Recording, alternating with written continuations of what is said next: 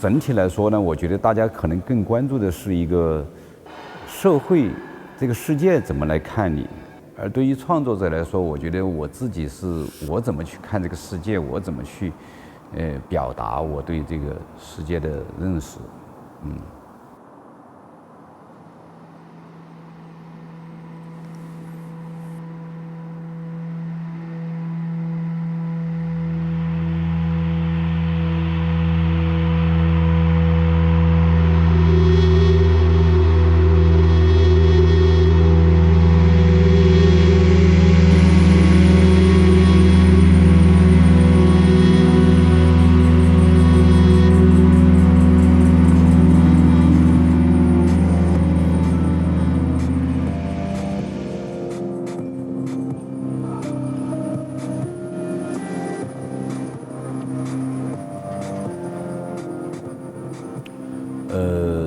这个也是我自己，一方面是我自己这种创作的那个一个过程当中一个自然的一个呈现，同时我也希望通过这个眼睛的这种处理方式去表达一种当时我们就是尤其是中国的人开始向全世界开放，然后之后一方面被国际上很多各种各样的优秀的好的东西的吸引，同时它也让我们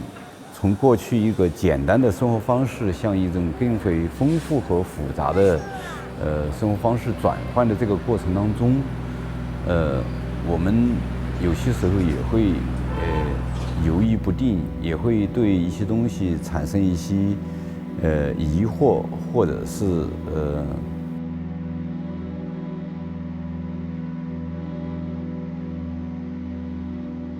我其实很难去评判这种东西是好还是不好，但是它是事实上是我们的一个心理的和精神状态，想表现那种东张西望的那种状态，对。这个当然，因为我自己从小，因为我出生在四川的那个农村。所以从小就在这种，就是那种各种民间艺术的那种环境当中，的成长起来的。虽然那个时候还没有学习艺术，也没有真正的去理解或者是这种民间艺术这种，但是这些民间艺术的元素实际上已经潜移默化的、不知不觉的融入到我的那个血液当中。到了后来，我开始学习绘画，上大学、上研究生之后呢，就对这方面就更主动的去关注。我非常热爱这个中国就是传统艺术当中的这种民间艺术的这么一个范畴。所以，像这个色彩，实际上是我们民间艺术里面那种大红大绿的这种东西是用的非常普遍，而且也是中国传统文化里面一个非常重要的组成部分。你看我们的很多花布啊，包括我们的很多建筑，你看那个红墙绿瓦呀，那包括很多东西，包括文学里面都有什么灯红酒绿什么这一类的东西，就说明实际上这种颜色的组合是我们这个就是这个国家这种传统文化当中的一个很重要的元素。当然，我们对这个元素怎么去看待它，并不是说它是传统的就一定就是好的。我考虑的是怎么样把这种元素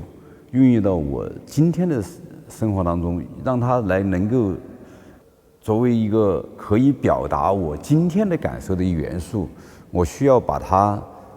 和我今天的感受那种结合起来。实际上，我觉得这种艺术实际上很重要的就是要在历史当中，就像一个坐标一样，它是一个纵向的坐标，但是同时我们今天这个时代又是一个横向的，它这种东西，它这种交叉点，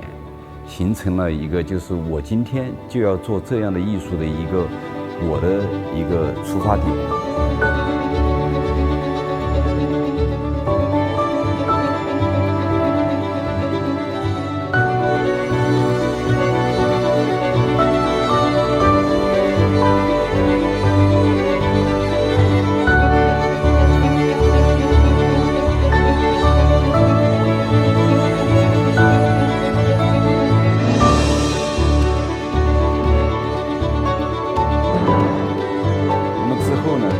最近10几年，一直其实我是在不断的进行各种探索，因为你总想去尝试有更不同的方式去表达你一些很多新的这种感受。最近几年呢，是因为我自己我的眼睛那个左眼的视网膜出现了问题，它有裂孔，做过手术。那么我已经没有办法像以前那样去那种持续的工作。那么我其实这几年一直在尝试一个新的方式，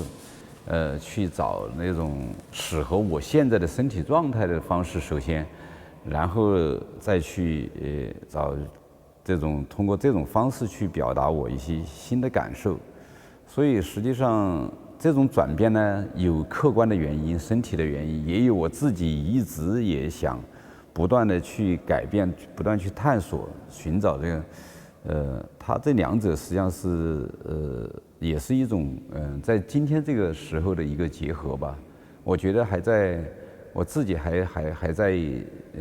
尤其最近几年还在一个不断的尝试和探索的过程当中。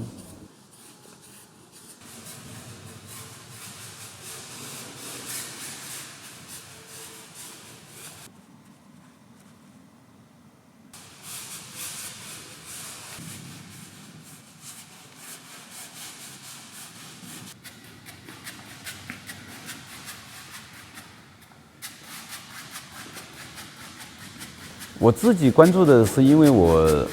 就像又回到我刚才说的，就是因为身体的原因，也就是具体到我的眼睛的原因。我现在其实之前我一直在用，更多的是用油画，的这个材料的方式。那么我这最近2、3年，我一直在尝试用丙烯的方式。我希望找到一种方式，是我可以随时停下来，因为我的眼睛它很容易累。所以随时停下来，可以随时开始的这么一个东西。但实际上，我关注的